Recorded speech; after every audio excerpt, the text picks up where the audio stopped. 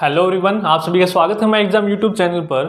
आज की वीडियो में हम जो आपके मैथ के हैं, हरियाणा एसएससी में जितने भी आपके मैथ के क्वेश्चन आए हैं, चाहे वो किस भी एग्जाम में हैं, उन सभी को हम डिस्कस करेंगे। इससे पहले भी मैं एक वीडियो डाल चुका हूं, तो आज की वीडियो में हम डिस्कस करेंगे। आपकी 2 से 3 वीडियो आएंगे जिसमें आपके हरियाणा एसएससी के सभी एग्जाम्स के मैथ के क्वेश्चन है उनको हम विद ट्रिक की हेल्प से, यानी कि जो शॉर्टकट मेथड है, सबसे ईजिएस्ट मेथड है, उसकी मदद से सोल्व करेंगे। तो स्टार्ट करते हैं। सबसे पहला क्वेश्चन है आपका, एबीसी है, आपके 3 आदमी है, उनका जो वेतन है, उनकी इनकम का जो रेशो है 2:3:5 है। फिर उसके बाद उनका जो वेतन है उसमें 15, 10 और 20% क्रमशः यानी कि रिस्पेक्टिवली इंक्रीज किया जाता है। तो नया अनुपात क्या होगा ये आपको बताना है। तो इस तरह के क्वेश्चन को कैसे सोल्व करना है, इंग्लिश में मैं बताता हूँ solution. First question, income of A B and C, जो भी आपको गिवन है सबसे पहले वो लिख लो आप। ए बी सी है और उनकी इनकम आपको गिवन है, यानी कि वेतन कितना गिवन है, 2, 3 और 5। ठीक है, तो रेशो का मतलब क्या होता है कि आप अपने अकॉर्डिंग उसको कितना भी सेट कर लो, रेशो सेम होनी चाहिए। अब आप देखोगे ए का जो है 15% इंक्रीज किया है, बी का 10 और सी का 20%। अब आप 2 का 10% निकाल लोगे, 15% निकाल लोगे तो पॉइंट में आएगा। तो इसलिए आप क्या करो, इन तीनों को 100 से गुना कर दो ताकि जो आप परसेंटेज है आसानी से निकाल लो। तो ये क्या हो जाएगा, 100, 200, 300 और 500। तो अनुपात आप देखेंगे कि 0 से 0 कट जाएगी, अनुपात आपका सेम रहेगा। अनुपात में कोई भी फर्क नहीं पड़ेगा अगर आप तीनों को एक ही नंबर से आप गुना करोगे। तो इसलिए है ये मेथड, इसलिए बताया है मैंने ताकि आप परसेंटेज आप आसानी से निकाल लो। तो रेशो में आपको ऐसे ही करना है। कोई भी क्वेश्चन आए, परसेंटेज की वृद्धि की है तो आप अपने अकॉर्डिंग उसको 100 के अंक में बना लो। अब आप देखो इंक्रीमेंट कितना किया है, इसका 15% किया है, इसका 10% किया है और इसका 20% किया है। अब आप आराम से निकाल लोगे। 200 का 15% कितना होता है, 30। ठीक है, 300 का 10% कितना होता है, 30। और जो 500 है उसका 20% कितना होता है आपका 1/5 करेंगे आप तो कितना हो जाएगा, 100। तो कैसे निकालते हैं सभी को पता होगा, परसेंटेज हटाते हैं हम, 100 आता है। 500 का 20%, तो ये 20 पंजे और ये आपका 100। तो इस तरह से हम परसेंटेज निकालते हैं। तो यानी कि 30 का 30 बढ़ाई है इनकम, इसकी जो है 30 बढ़ाई है और इसकी 100 बढ़ाई है। ठीक है, तो इस तरह से हम निकालते हैं। अब आप देखेंगे पहले 200 थी, अब 30 बढ़ा दी तो नई कितनी हो गई, 230। न्यू कितनी हो गई इनकम। अब इसकी 300 थी, 30 बढ़ा दी तो कितनी हो गई, 330। 500 थी, 100 बढ़ा दी तो कितनी हो गई, 600। तो आपकी हो जाएगी 230, 330 और 600। और आपको अनुपात यदि ये गिवन है तो ये, नहीं तो सिंपल बनाओ, इसको 10 से भाग करो तो नया अनुपात आपका हो जाएगा 23, 33 और 60। ठीक है, तो इस तरह से आप रेशो के क्वेश्चन सोल्व करेंगे। सबसे बेस्ट मेथड है आपका, पॉइंट में जाने की बजाय इसी को आप 100 से गुना कर दो ताकि आप परसेंटेज आसानी से निकाल लो। ठीक है, नोट डाउन करना है जिसको कर लीजिए। फिर नेक्स्ट क्वेश्चन करते हैं, स्क्रीनशॉट ले सकते हैं आप। सेकंड क्वेश्चन देखते हैं हम। तो इसी तरह से आप यदि हरियाणा एसएससी के किसी भी एग्जाम की तैयारी कर रहे हैं तो आप देख सकते हैं मैंने हरियाणा पुलिस का भी बैच स्टार्ट कर रखा है। तो वहां पर आपके 8 टॉपिक लगभग हो चुके हैं। ठीक है, 8 टॉपिक हो चुके हैं, 1 या 2 टॉपिक बचे हैं आपके। उसके बाद फिर हम क्या करेंगे, मैथ और रीजनिंग की क्लासेस स्टार्ट करने वाले हैं चैनल पर। मैथ और रीजनिंग की क्लास स्टार्ट करने वाले हैं जिसमें हम क्या करेंगे, आपका हर एक स्टार्टिंग से चलेंगे हम नंबर सिस्टम से। जो भी आपके बेस्ट क्वेश्चन है ना हर एक चैप्टर के, वो हम सोल्व करेंगे और आपको ट्रिक की हेल्प से मैं हर एक क्वेश्चन को डिटेल से सोल्व करवाऊंगा। जो टॉप क्वेश्चन आपके बनते हैं उन क्वेश्चंस में से आपको कर लिए ना, आपके हर एक एग्जाम में उनमें से क्वेश्चन आपको मिलेगा ही मिलेगा। ठीक है, तो प्लीज चैनल को जरूर सब्सक्राइब कर लें। आप हरियाणा एसएससी की अगर किसी भी एग्जाम्स की तैयारी कर रहे हैं, चाहे वो एसएससी है चाहे हरियाणा एसएससी है, सबके लिए वो आपकी सीरीज बेनिफिट होने वाली है। सेकंड क्वेश्चन का सॉल्यूशन करते हैं अब। तो आप सभी को पता है कोरोना के केसेस बहुत बढ़ रहे हैं, तो प्लीज घर पर रहिए, सेफ रहिए और घर पर बैठकर भी आसानी से आपकी तैयारी हो सकती है, बहुत अच्छे से हो सकती है। नेक्स्ट है आपका, एक कक्षा में 3 विभाग है। मान लेते हैं विभाग है 3, 1, 2, 3, कुछ भी लिख लो आप, ABC 1, 2, 3। 3 विभाग हैं कक्षा में, 1, 2, 3 हमने लिख लिया।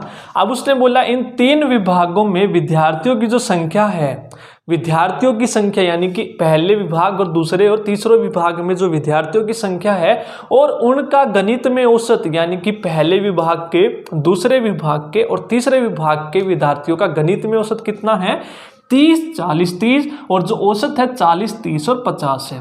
तो आपको निकालना है कक्षा में गणित में कितना औसत आया है पूरी कक्षा का।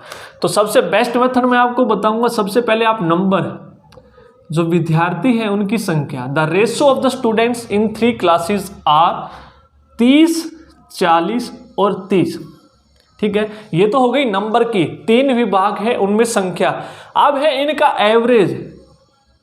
Average marks of the student in math in each department कितना है, 40%, 30% और 50%। ठीक है, तो 3 विभाग हैं, तीनों विभाग के विद्यार्थियों की संख्या और हर एक विभाग में जो गणित में औसत आया है उनकी आपको परसेंटेज दे दिया है। अब आपको पूरी कक्षा का औसत बताना है क्या। इस क्वेश्चन को आप 2 तरीके से कर सकते हो, एवरेज ऑफ क्लास। ठीक है, पहले विभाग के परसेंटेज को गुना करो। एवरेज कैसे निकालते हो आप, सम डिवाइड बाय नंबर। ठीक है, तो सम कैसे निकाल लोगे, 30 विद्यार्थी हैं तो पहले औसत कितना है आपका 40, तो इसको गुना करोगे, इन दोनों को गुना करोगे, इनको गुना करोगे और नीचे 30 + 40 + 30। 2 तरीके हैं आपके, एक तो ऐसे कर सकते हो और एक जो मेथड मैं आपको बताऊंगा वो आपका इजीएस्ट मेथड है। कैसे, तो आपका क्या गिवन है, आपको 30 40 और 30 गिवन है। ठीक है, इसको सिंपल बना लो, 0 को हटा दो आप, 3 4 और 3 मान लेते हैं हम, जो अनुपात है कितना है 3 4 और 3 है, हटा दिया हमने। अब आप क्या करो, जो एवरेज है आप देखोगे 40 30 और 50, यानी कि इसके नज़दीक ही रहेगा एवरेज। आप एवरेज को मान लो 40 ही मान लो कि जो पूरी क्लास का एवरेज है वो कितना है 40% है। ठीक है, हमने 40 मान लिया। अब हम क्या करेंगे, इस 40 से कंपेयर कर देंगे हर एक विभाग का। कैसे करते हैं कंपेयर, अभी मैं बताता हूं आपको। पहले विभाग के 40% है, तो ओवरऑल यानी कि पूरी क्लास का हमने 40 मानना है, तो कितना अधिक है, ये 0% अधिक है। 40 40 के बराबर है, तो यानी कि 0% अधिक है। और ये 30 है, तो इसको कंपेयर करेंगे इससे, तो यानी कि कितना है 10% कम है। कम है तो आप क्या करेंगे, -10 लगा लेंगे। ठीक है, इस तरह से करेंगे। अब आप देखेंगे ये 50 है, इस 50 को इससे कंपेयर करेंगे। ये हमने पूरी क्लास का मानना है। ठीक है, पूरी क्लास का एवरेज गणित में आप कुछ भी मान सकते हैं, 45 मान लो, कुछ भी मान लो आप। ठीक है, आप 50 को कंपेयर करेंगे तो ये कितना है 10% अधिक है। ठीक है, आपने सिंपल कर दिया। अब आपको एवरेज निकालना है, तो क्या करेंगे, इसको गुना करेंगे, यानी कि संख्या को गुना करते हैं हम। 3 को 0 से गुना करोगे तो 0 ही आना है, प्लस दूसरी जो विभाग है 4 है और उनका औसत कितना है -10, तो 4 गुना -10 कितना हो जाएगा -40। ठीक है, अब तीसरे विभाग के जाओगे, 3 गुना +10 यानी कि कितना हो जाएगा +10 डिवाइड बाई, ये तो आ गया आपका सम। एवरेज ऐसे तो निकालते हो, योग बटे संख्या। तो योग तो आपने निकाल लिया, तो योग कैसे निकाल लोगे, स्टूडेंट को उनके परसेंटेज से गुना करके। अब नीचे संख्या कितनी है 3 4 और 3, इनको ऐड करो, 4 और 3 7 और 3 10। सिंपल हो गया। अब ये कितना है -10/10, तो ये कितना आया -1। ये -1 क्या है आपका, कि जो आपने मानना था इससे आपका 1 कम है, यानी कि ओवरऑल जो एवरेज है, अब जो आपने मानना था इसमें से आप -1 कर देंगे, तो पूरी क्लास का कितना आएगा 39% आएगा। अगर ये आपका -2 आता तो इसमें से -2 करते, अगर ये +2 आता तो इसमें आप +2 करके लिखते। ठीक है, इस तरह से आप क्वेश्चन करेंगे एवरेज का।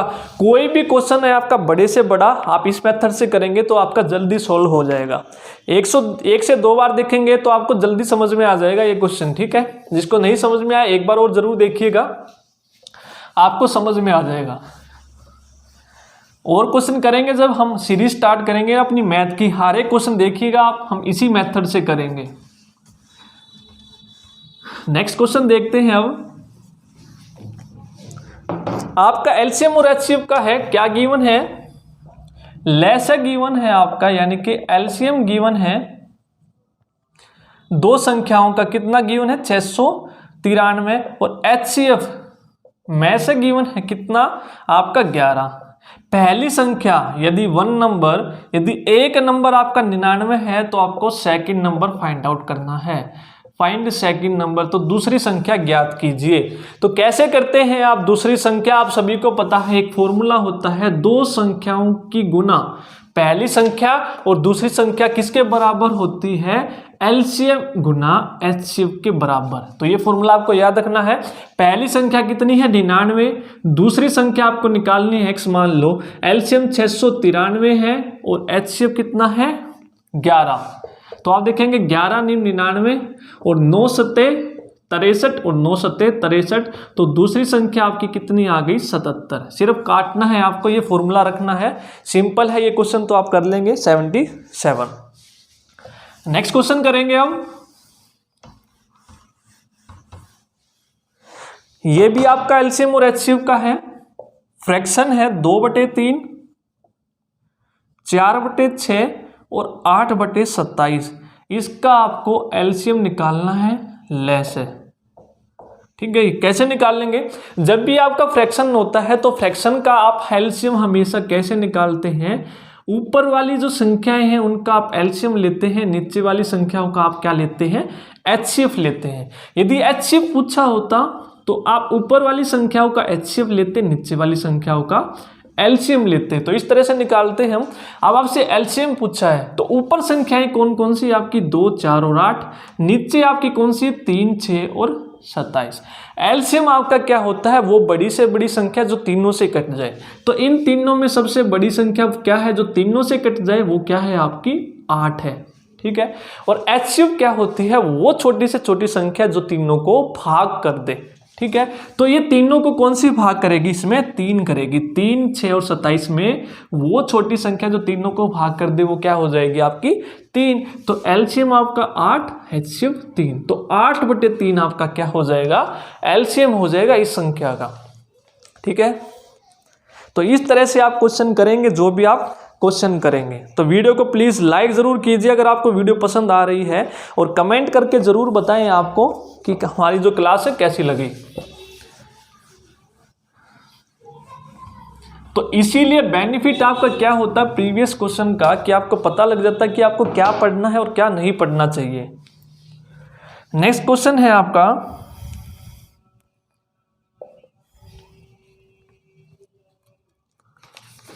देख दिलीप है, उसने 5 दर्जन टमाटर खरीदे 300 रुपये में। 300 रुपये में 5 डजन टमाटर खरीदे। 300 रुपये में क्या खरीदे, 5 दर्जन टमाटर खरीदे। उसके बाद क्या है, घर जाते वक्त उसके 6 टमाटर गिर गए। घर जाते वक्त जो 6 टमाटर थे वो उसके गिर गए। गिर गए तो यानी कि उसके वे वेस्ट हो गए, खराब हो गए, किसी यूज के नहीं रहे। अब उसने पाया कि 4 टमाटर गले हुए थे। 4 जो टमाटर थे उसके गले हुए थे, 6 तो गिर गए और 4 जो टमाटर थे उसके क्या थे, गले हुए थे, यानी कि टोटल कितने खराब हो गए उसके 10। अब उसने बाकी बचे हुए टमाटर, जो उसके बाकी जो बचे हुए टमाटर हैं, बचे हुए जो टमाटर हैं उनको क्या किया उसने, 50 रुपये की हानि पर बेच दिया। 50 रुपये की हानि पर बेचा। तो उसके कुल कितने मूल्य पर प्रत्येक टमाटर का विक्रय क्या होगा, तो उसका विक्रय मूल्य आपको निकालना है क्या होगा, ठीक है। आपने देखा उसने खरीदे, यानी कि क्रय मूल्य उसका कॉस्ट प्राइस कितना है, 5 दर्जन टमाटरों का 300 रुपये। कितना है, 300 रुपये है। उसके लिए आप देखेंगे हानि यानी कि लॉस कितने रुपए का हुआ, 50 रुपये का हुआ लॉस। तो प्रत्येक टमाटर का आपको सेलिंग प्राइस निकालना है। तो सबसे पहले सेलिंग प्राइस निकाल लो। तो सेलिंग प्राइस आपका क्या होता है, आपका कॉस्ट प्राइस में से लॉस कर दो तो 250 रुपये का उसका सेलिंग प्राइस। लॉस यही तो होता है आपका, ठीक है, यही तो लॉस होता है कि कॉस्ट प्राइस आपका ज्यादा है तो आपको एसपी निकालना है, तो सीपी में से आप लॉस घटा दो तो 250 रुपये का हो गया। तो आपसे पूछा है कि प्रत्येक टमाटर का क्या होगा। अब आप देखेंगे खरीदे उसने कितने थे, 5 दर्जन, ठीक है, 5 दर्जन। अब यही है, यदि आपसे सेलिंग प्राइस पूछता कुल तो 250 हो जाता, लेकिन प्रत्येक टमाटर का उसने पूछा है तो अब प्रत्येक टमाटर के लिए जितने टमाटर हैं उससे भाग देना पड़ेगा। तो 5 दर्जन है यानी कि 12 गुना 5, 60 टमाटर उसने खरीदे थे। 60 उसने खरीदे थे, घर जाते वक्त 6 टमाटर उसके गिर गए और 4 उसके गले हुए थे, यानी कि 60 में से 6 + 4 10 टमाटर उसके व्यर्थ गए। तो बचे कितने? 60 में से 10 टमाटर क्या हो गए उसके व्यर्थ, बचे कितने? 50 टमाटर उसके बचे। तो 250/50, तो एक टमाटर उसने 5 रुपए पर बेचा। ठीक है, तो यही आपसे पूछा था, ये आपने निकाल दिया। तो इस तरह से आपको निकालना है। यदि आपसे वो बोले कि गिर गए, उसके यहाँ पर बोलता 10 गिर गए, 4 गल गए और जो उसने है 5 अपने पास रख लिए, बेचे नहीं, तो वो भी आप क्या करते? 6 + 4 + 5 15 इसमें से माइनस करते, फिर आप डिवाइड करते। ठीक है, तो इस तरह के क्वेश्चन है ना, टोटल में से आपको क्या सॉरी क्या करने होते हैं? माइनस करने होते हैं। ठीक है, नेक्स्ट क्वेश्चन देखते हैं।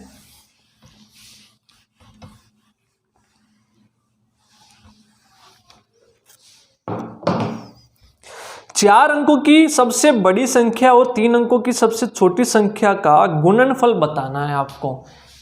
4 अंकों की 4 digit number, largest number of 4 digit number, 4 अंकों की सबसे बड़ी संख्या, largest number of 4 digit number, और 3 अंकों की सबसे छोटी संख्या, and the smallest 3 digit number.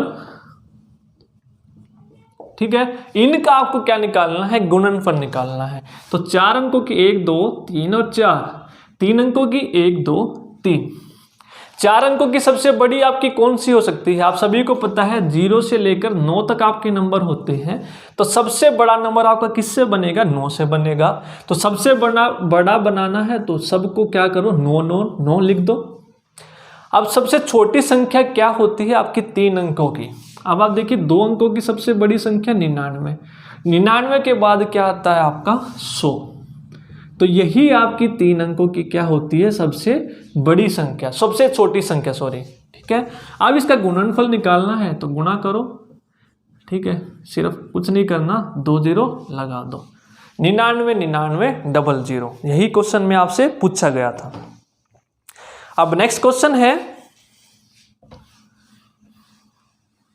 तो आप देख सकते हैं अब किस तरह के आपके क्वेश्चन पूछे गए हैं हरियाणा एसएससी एग्जाम्स में। किसी वर्ग की भुजा को 25% बढ़ा दिया जाता है। किसी वर्ग की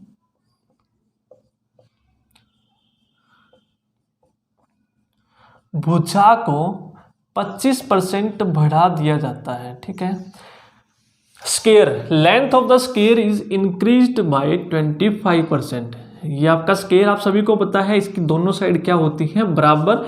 तो इस ए में क्या होता है? 25% का इंक्रीमेंट कर दिया जाता है, तो इसका क्षेत्रफल कितना बढ़ जाएगा? तो इंक्रीमेंट इन एरिया, तो एरिया का जो होगा कितना इंक्रीज होगा? एरिया इंक्रीज्ड बाय कितना बढ़ेगा? जो इसका क्षेत्रफल है। यदि भुजा को हम 25% बढ़ा दें, इस वाली को भी और इस वाली को, तो एरिया कितना बढ़ेगा?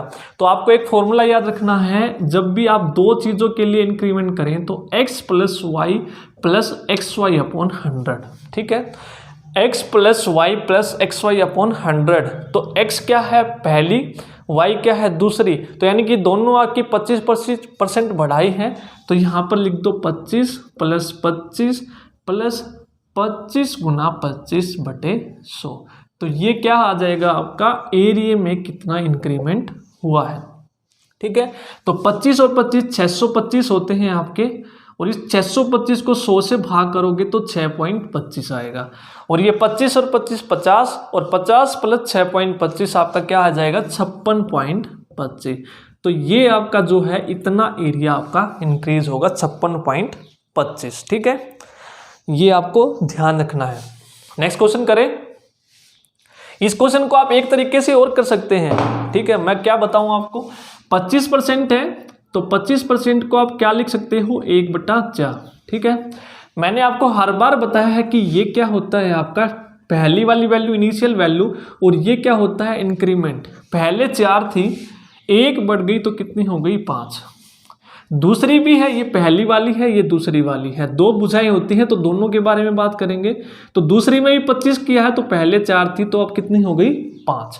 तो इन दोनों को गुणा करो तो 4 चौक 16, इन दोनों को गुणा करो कितना हो गया 25। तो यानी कि जो एरिया है पहले कितना था 16 था, अब कितना हो गया आपका 25 हो गया। लेकिन आपसे पूछा क्या है कितना इंक्रीज हुआ है, तो 16 से 25 हो गया, यानी कि 9 का इंक्रीमेंट हुआ है 16 पे। तो 9/16 गुना 100, तो 4 चौक 16, 4 25। तो इस तरह से आप क्वेश्चन को कर सकते हैं। तो 25 निम्न कितना होते हैं आपके, तो 25 ढाई आपके कितने होते हैं 250, उसमें 25 कम कर दो 225/4। ठीक है, आप देखेंगे 4 पंजे 20, 4 छिक 24, तो यही आपकी वैल्यू आने वाली है। जो भी आपको क्वेश्चन आसान लगे आप दोनों से कर सकते हैं। तो ये जो मेथड मैंने बताया है आपका हर एक पे आप अप्लाई कर सकते हैं। अगर आपकी 3 वैल्यू होती तो कैसे करते, उसको भी आप एक बार और बढ़ा देते, 4 और 5 तीनों को गुणा करते। तो इसलिए सबसे इजीएस्ट मेथड है 2 वैल्यू के लिए आसान है, 2 या 3 या 4 से ज्यादा है तो वो मेथड आप लगा सकते हैं।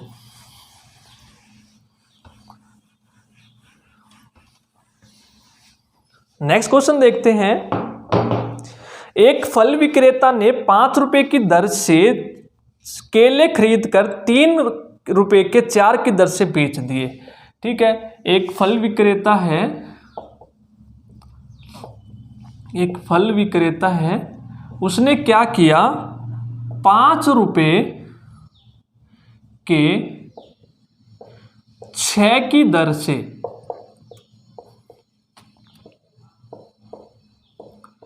केले खरीद कर 3 रुपए के 4 की दर से बेच दिए।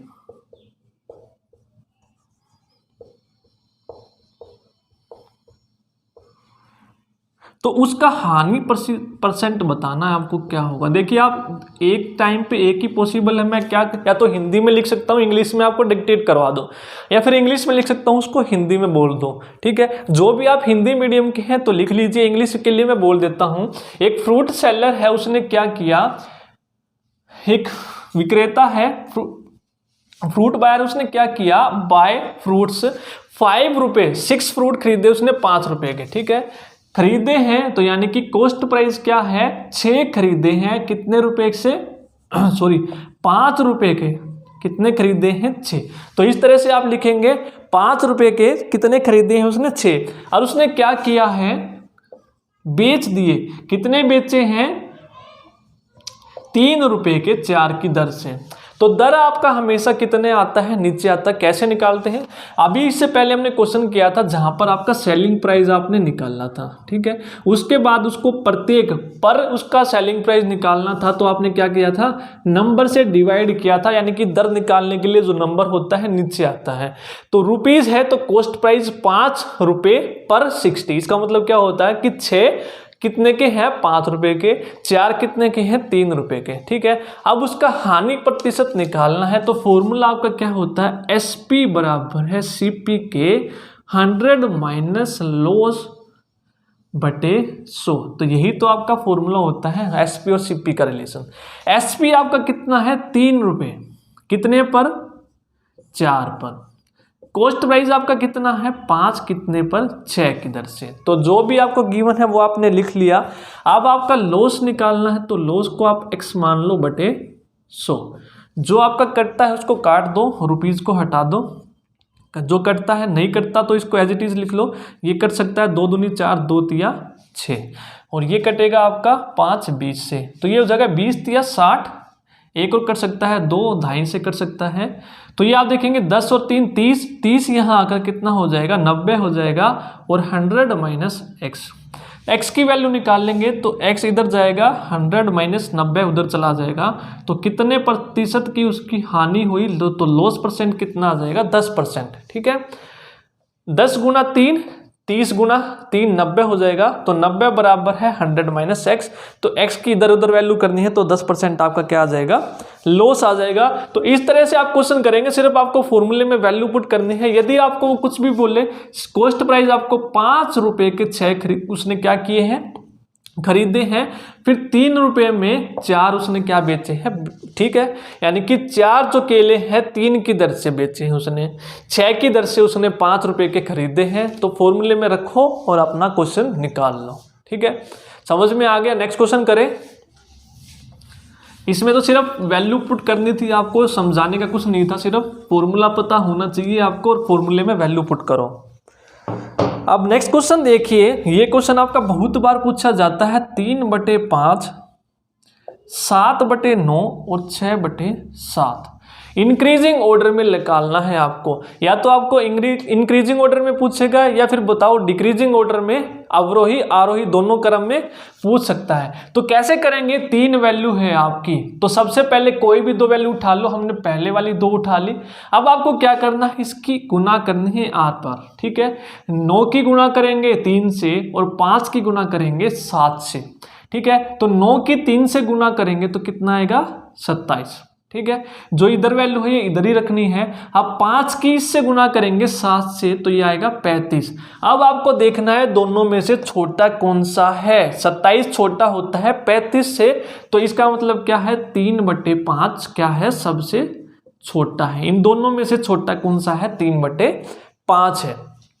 अब ये छोटा है, अब इससे कंपेयर करेंगे 3/5 और 6/7 से कंपेयर करेंगे। अब इनमें से देखेंगे कौन सा छोटा है, तो इसकी गुना करेंगे r पर, तो 7 या 21 और ये 6×5 30। अब आप देखेंगे 21 छोटा होता है 30 से, तो इसका मतलब क्या है कि 3/5 छोटा है 6/7 से। तो ये आपका क्या हो जाएगा यहाँ पर, और ये आपका हो जाएगा यहाँ पर। अब आप देखेंगे सबसे छोटा तो आपने निकाल लिया। अब इन दोनों में से भी तो देखना है आपको कौन सा छोटा है, ये है या ये है। अब ये सबसे छोटा तो आपको पता चल गया कि यही है सबसे छोटा, ठीक है। तो ऑप्शन में यदि ये आपको दिख जाए सबसे छोटा है तो ये लगा देंगे डायरेक्ट, आगे देखने की जरूरत ही नहीं। अब इन दोनों को देखो, इसकी भी r पर गुना, तो ये 6 और इसकी गुना करेंगे 6 × 54 और 7 × 7 49। अब आप देखेंगे 49 छोटा होता है 54 से, यानी कि 7/9 छोटा होगा 6/7 से। तो 3/5 फिर आपका 7/9 फिर आपका 6/7। तो ये आपका इंक्रीजिंग ऑर्डर है। इस तरह से आप निकाल लेंगे, ठीक है। समझ में आ गया। r पर गुना करनी है और देखना है कि गुना करने के बाद जो वैल्यू छोटी है तो वही फ्रैक्शन आपकी छोटी होगी। हर बार आपका कोई भी क्वेश्चन है, कोई भी एग्जाम है, ये क्वेश्चन जरूर पूछा गया। या तो ये पूछेगा इंक्रीजिंग ऑर्डर बताओ, या फिर ये पूछेगा डिक्रीजिंग ऑर्डर बताओ, या फिर ये पूछेगा सबसे छोटी वैल्यू बताओ, या फिर ये पूछेगा सबसे बड़ी वैल्यू बताओ। 4 आपके क्वेश्चन बन सकते हैं इस तरीके से। नेक्स्ट है आपका ab - b² and a² - b²। इसका आपको HCF बताना है क्या होगा। HCF बताना है क्या होगा, तो HCF कैसे निकालते हैं, वो फ्रैक्शन जो दोनों को क्या करे, भाग कर दे, ठीक है। तो कैसे, सबसे पहले तो इसको आप फैक्टर बनाओ। क्या देखेंगे आप, इसमें से b आपका कॉमन आ रहा है तो अंदर क्या बचेगा, a - b। तो एक b आपका बाहर चला गया, अंदर क्या बचा, a - b। अब ये a² - b² है, इसका फॉर्मूला होता है आपका a - b और a + b। अब इसका फैक्टर क्या निकाल लेंगे आप, HCF वो होता है जो दोनों में कॉमन हो, छोटी पावर, ठीक है। अब दोनों में कॉमन क्या है, a - b और a - b। तो a - b आपका दोनों में कॉमन है, तो यही आपका क्या हो जाएगा, HCF, ठीक है। इस तरह से आप क्वेश्चन करेंगे, ये आपका क्या हो जाएगा, HCF हो जाएगा, ठीक है। नोट डाउन कर लीजिए। नेक्स्ट क्वेश्चन देखते हैं। नेक्स्ट क्वेश्चन है आपका log 8 की वैल्यू आपको गिवन है 0.9301। तो आपको बतानी है log 8000 की वैल्यू क्या होगी, ठीक है। कैसे करेंगे इस तरह का क्वेश्चन, एक पहले आपको मैं बता देता हूं कैसे करना, फिर आपको जल्दी बताऊंगा कि शॉर्ट कैसे करें आप। log 8000 को आप क्या लिख सकते हैं, 8 × 10 की पावर 3, ठीक है। इस तरह से लिख सकते हैं। 3 0 है, 3 0 का मतलब 10 की 3। अब आपको पता है log mn क्या होता है आपका, log of m + log of n। ये आपका होता है यदि मल्टीप्लाई में हो। तो इस तरह से लिखेंगे, ये आपका m है, ये आपका n है, तो यानी कि log 8 प्लस log 10 की पावर 3। ठीक है, और जब कभी भी 10 की पावर में 3 हो तो ये भी आपको पता होना चाहिए, यदि log mn है तो ये किसके बराबर होता है, n log m, यानी कि जो पावर होती है वो आगे आ जाती है n। ठीक है, और बाकी ऐसे का ऐसा, तो ये log 8 प्लस आगे आएगा ये 3 और log 10। ठीक है, अब आप देखेंगे आपको log 8 की तो वैल्यू गिवन है कितनी, 0.9301 प्लस में 3। अब log 10 की वैल्यू होती है आपकी 1, कितनी होती है, ये वैल्यू आपको याद रखनी पड़ेगी, log 10 की वैल्यू कितनी होती है 1। तो 3 गुना 1 क्या होगा 3, और 3 प्लस में 0.9301 कितना हो जाएगा, 3.9301। अब आप देखेंगे log 8 की वैल्यू गिवन थी आपको कितनी, 0.9301, आपका आंसर आया 3.9301। जो भी आपका गिवन हो और उसी में आपकी वैल्यू पूछे तो आपको क्या करना है, उसके आगे देखनी है कितनी जीरो है, 3 जीरो है, तो आपको इसमें डायरेक्ट 3 ऐड कर देना है। ठीक है, डायरेक्ट आपका आंसर आ जाएगा, जितनी जीरो है उतना ही आपको नंबर उसमें ऐड कर देना है, आपका डायरेक्ट क्या आ जाएगा, आंसर आ जाएगा। ठीक है, इस तरह से आप क्वेश्चन करेंगे, शॉर्ट मेथड है आपका, जितनी जीरो उतनी ही संख्या उसमें ऐड कर दो। ठीक है, नेक्स्ट क्वेश्चन देखते हैं अब। तो प्लीज़ वीडियो को ज़रूर शेयर कीजिए, ज़्यादा से ज़्यादा कमेंट करके ज़रूर बताएं आपको कैसी लग रही है वीडियो। नेक्स्ट है आपका एक ट्रायंगल है ABC।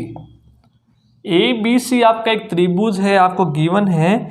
अब आपको क्या गिवन है, एक समांतर रेखा खींची जाती है PQ। ठीक है, PQ समांतर रेखा खींची जाती है इस तरह से PQ। ठीक है, अब आपको गिवन क्या है, AP की वैल्यू गिवन है 5, उसके बाद आपको ये गिवन है 3, उसके बाद आपको ये गिवन है 3x माइनस AQ, और आपको गिवन है ये x प्लस 1।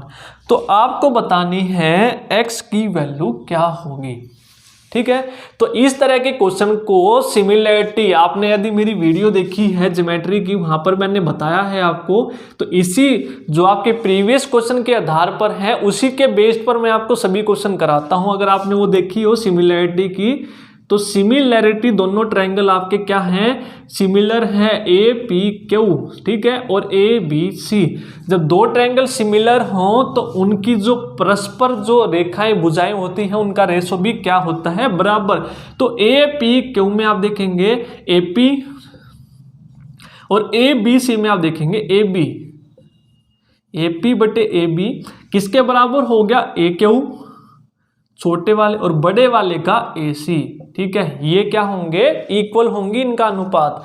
अब AP कितना है आपका 5 है, और AB कितना है, AB है आपका 5 प्लस 3 कितना हो जाएगा 8 है। अब आपका AQ कितना गिवन है 3x माइनस 1, और आपका AC कितना है 3x minus 1 plus x plus 1, तो 3x और 1x 4x। ठीक है, और 1 से 1 आपका क्या हो जाएगा, कैंसिल हो जाएगा। तो इस तरह से आप वैल्यू रखेंगे तो आपकी यहाँ से वैल्यू आएगी, इसको करेंगे 4 दूनी, ये हो जाएगा 5x, और इसकी करेंगे 6x माइनस 2 इधर आएगा, x की वैल्यू कितनी आ जाएगी आपकी 2। ठीक है, x की वैल्यू कितनी आ गई आपकी 2 वैल्यू आ गई, यही आपसे पूछा था। तो ये आपका सिमिलरिटी का कंसेप्ट था, आपको लगाना था यहाँ पर। तो ये थी आपकी आज की वीडियो के कुछ क्वेश्चन। तो कमेंट करके जरूर बताएं आपको वीडियो कैसी लगी, और प्लीज़ वीडियो को लाइक और ज़्यादा से ज़्यादा शेयर जरूर कीजिए। आज की वीडियो में इतना ही, थैंक यू।